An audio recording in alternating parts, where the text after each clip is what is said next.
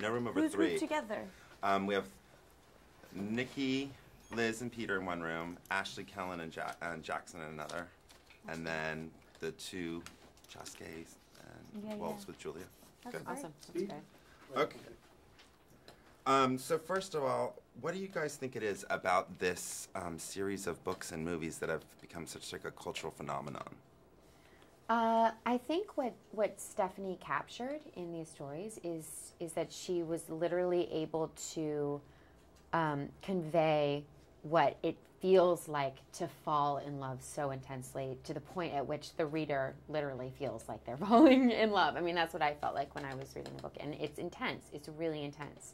And I think what's so fantastic about the films is that then was also captured in these movies, and that's, to me, when I watched the first Twilight, I thought that was miraculous, because I kind of went with high expectations, not feeling like those expectations could ever be met, and honestly, were totally surpassed. So it's fantastic. It's kind of a phenomenon for that reason, I think. And also the themes are so epic, aren't they? Like these kind of intoxicating themes of, you know, eternal love, and the thing that you love could kill you. All those sorts of things. So I can understand why it's... Hold for a second. They got just the lighting that they're seeing. Of course, those answers were perfect. False alarm.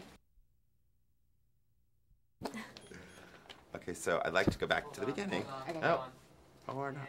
Your single of her is clean, just in case if you were wondering about. Got a clean single. We got a clean single now. Thank you. Okay, so what is it about these movies and books you think that have made it such a worldwide phenomenon?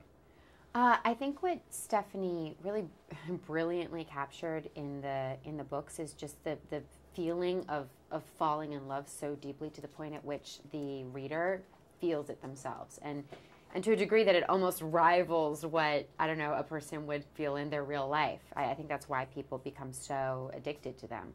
I mean, that's certainly why I did. And then when the films came out, I think to the surprise of many of the fans, it almost like surpassed expectations, and I think that's what's really made this whole franchise a phenomenon. And for you, Xavier? Well, I just think the themes are so epic and intoxicating. It's no surprise that it's kind of generated so much passion and enthusiasm, you know, like all these themes of eternal love and the thing that you love could kill you, I think I think that's a big reason, absolutely. And for Dakota, you and actually all of you sort of joined this when it was already at like a phenomena kind of a level. Right. So it was a very different, I think, experience probably than Rob, Taylor, and Kristen, who came into thinking, you know, making kind of an indie cool vampire movie. Right. And so how was your perception going into it, and how was it now that you've been a part of it? Yeah, I mean, my perception going into it was that it was a phenomenon, and I was getting to be a part of kind of history in a way. I don't think there will be something like this for a while. I think it kind of almost defines my generation in a way. And now that I'm in it, I still feel the same. You know, I'm still a fan, and I enjoy seeing the books brought to life, just as all the other fans do. And to be in them is still kind of surreal and very exciting, and something that I look forward to.